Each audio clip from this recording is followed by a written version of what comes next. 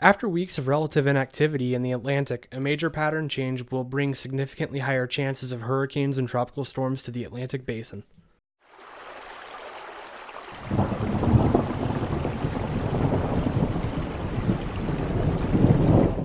Hello everyone, it's meteorologist Jacob Campbell here with a WeatherNow tropical update. The Atlantic hurricane season, except for Dorian, has been fairly dormant, while the Pacific hurricane season has been on fire by comparison. And if you don't believe me, here are all the names of the Eastern Pacific storms so far, and here are all the Atlantic named storms so far. Before I get into the video, there are a couple of animations in this video that I made myself. I animate for fun in my spare time.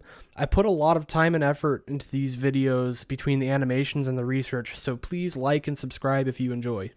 One of the main drivers of the phenomenon that's causing more hurricanes in the Pacific and less hurricanes in the Atlantic is called the Madden-Julian Oscillation, or the MJO for short. The MJO is a week-to-week or even month-to-month climate driver, which differs from the El Niño Southern Oscillation because the El Niño is a seasonal to yearly climate driver, whereas the MJO, like I said, is week-to-week or month-to-month. The MJO is a chain of high and low pressure couplets like so. Due to the pressure gradient force, air from the high pressure goes to the area of low pressure, which causes convergence in the center of the low pressure, which forces the air to rise. The air then rushes to the top of the low pressure system, and because it can't go down because there's more air rushing up from below, it pushes the air to the sides and forms two areas of high pressure linking together like a chain.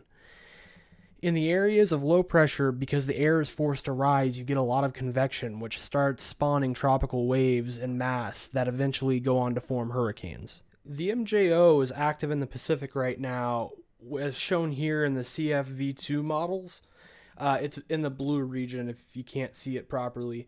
But the MJO active region is expected to move into the Atlantic in the next few weeks, which could not only bring a lot of rain to the southern U.S., but could also spawn many more hurricanes, making the Atlantic hurricane season spring to life. Looking at the CFSV2 model mean surface level pressure anomalies, or MSLP anomalies for short, we see that in the next few weeks, the trend in the Atlantic is that the low pressure will be more dominant than high pressure. When we look at sea surface temperature anomalies in the next week, we notice that off the coast of Africa and in the normal tropical wave trajectory, the oceans are on average warmer. We also see that in the Gulf of Mexico, where most tropical systems form off of Cuba, temperatures are consistently above average. These are my predictions on tropical storm development hot areas in weeks 2 and 3 of September. The Gulf of Mexico will be the first affected by the MJO, and will likely see the first of the tropical storm development.